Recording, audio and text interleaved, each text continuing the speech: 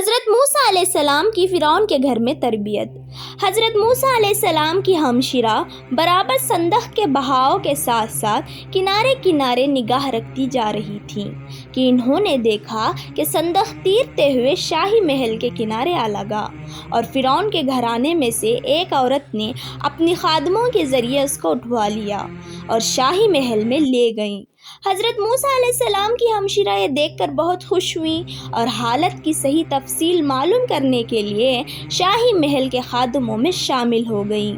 قرآن مجید نے شاہی خاندان کی عورت کو فرعون کی بیوی بتایا ہے اور تورات کے حصے خروج میں اس کو فرعون کی بیٹی کہا گیا ہے، مگر مؤخرین اس اختلاف کو زیادہ اہمیت نہیں دیتے اور کہتے ہیں کہ یہ ہو سکتا ہے کہ پانی میں بہتے ہوئے صندوق کو فرعون کی بیٹی نے اٹھایا ہو اور پھر بیٹا بنانے کی آرزو اور فرعون سے اس بچے کو قتل نہ کرنے اور خود پالنے کی خواہش کا اظہار اور فرعون سے سفارش فرعون کی بیوی آسیہ نے کی ہو۔ قرآن کریم کے اسلوب بیان سے بھی یہی ظاہر ہوتا ہے، کیونکہ قرآن نے موسیٰ کو دریا سے نکالنے والے کے متعلق کہا ہے فَالْتَقَطَهُ آلُ فِرْعَوْنَ، اس کو اٹھایا فرعون کے گھر والوں نے۔ بیٹا بنانے کی آرزو اور اس کے قتل نہ کرنے کی سفارش کرنے والوں کے متعلق فرمایا وَقَالَتِ امْرَأَتُ فِرْعَوْنَ، اور فرعون کی بیوی نے کہا۔ حضرت ابن عباس رضی اللہ تعالیٰ عنہ سے یہی منقول ہے۔ بہرحال فرعون کے گھر والوں نے جب صندوق کھولا تو دیکھا کہ ایک حسین اور تندرست بچہ آرام سے لیٹا ہوا انگوٹھا چوس رہا ہے۔ فرعون کی بیٹی فوراً اس کو محل میں لے گئی۔ فرعون کی بیوی نے بچے کو دیکھا تو باغ باغ ہو گئی اور انتہائی محبت سے اس کو پیار کیا۔ محل کے شاگرد پیشے میں سے کسی نے کہا کہ یہ تو اسرائیلی معلوم ہوتا ہے اور ہمارے دشمنوں کے خاندان کا بچہ ہے، اس کا قتل کر دینا ضروری ہے، کہیں ایسا نہ ہو کہ یہی ہمارے خواب کی تعبیر ہو۔ اس بات کو سن کر فرعون کو بھی خیال پیدا ہوا۔ فرعون کی بیوی نے شوہر کے تیور دیکھے تو کہنے لگی کہ ایسے پیارے بچے کو قتل نہ کرو، کیا عجیب کہ یہ میرے اور تیرے لیے آنکھوں کی ٹھنڈک بنے، یا ہم اس کو اپنا بیٹا ہی بنا لیں اور ہمارے لیے اس کا وجود نفع بخش ثابت ہو۔ یعنی اگر یہ وہی اسرائیلی بچہ ثابت ہو جو تیرے خواب کی تعبیر بننے والا ہے تو ہماری محبت اور آغوش تربیت شاید اس کو خطرناک ہونے کے بجائے مفید ثابت کر دے۔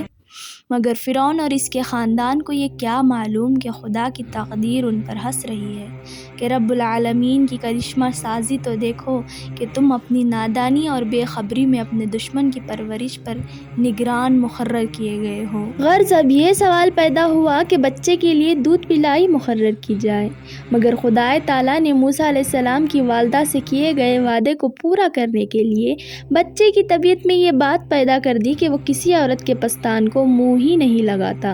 شاہی دائی تھک کر بیٹھ گئی، مگر موسیٰ علیہ السلام نے کسی ایک پستان سے بھی دودھ نہ پیا۔ یہ سارا حال موسیٰ علیہ السلام کی بہن مریم دیکھ رہی تھی۔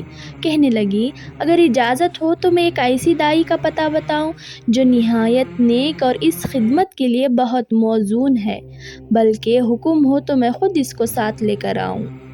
فرعون کی بیوی نے یہ دائی کو لانے کا حکم دے دیا اور موسیٰ علیہ السلام کی ہمشیرہ خوشی خوشی گھر کو روانہ ہوئی اور والدہ کو لے کر آئیں۔ شاہ عبد القادر دہلوی رحمۃ اللہ علیہ موضوع القرآن میں فرماتے ہیں فرعون کی عورت تھی اسرائیلی، حضرت موسیٰ علیہ السلام کے چچا کی بیٹی۔ اس لفظ سے وہ پہچان گئی کہ لڑکا ان کا ہے۔ یہاں یہ گفتگو ہو رہی تھی اور موسیٰ علیہ السلام کی والدہ کا ادھر برا حال تھا۔ ایک الہامی خیال سے بچے کو سپرد دریا تو کر آئیں، مگر ماں کی ممتا نے زور کیا اور بے چین ہو کر اس پر آمدہ ہو گئیں کہ اپنے اس راز کو افشاں کر دیں۔ اسی اضطراب و بے چینی کی حالت میں خدا تعالیٰ نے ان پر اپنے فضل و کرم کی بارش کی اور ان کے قلب میں اطمینان و سکون نازل کیا۔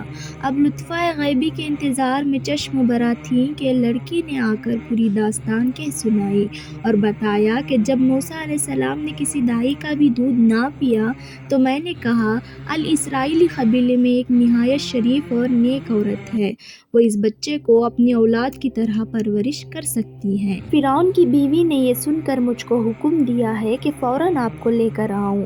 یہ ہم پر خدا کا بڑا احسان اور فضل و کرم ہوا۔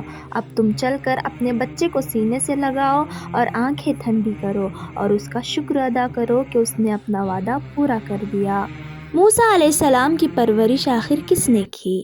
فرعون کی بیٹی نے، فرعون کی بیوی آسیہ نے، یا خود موسیٰ علیہ السلام کی ماں نے؟ جاننے کے لیے اگلی ویڈیو کا انتظار کریں۔ تب تک کے لیے اجازت دیں۔ اللہ حافظ۔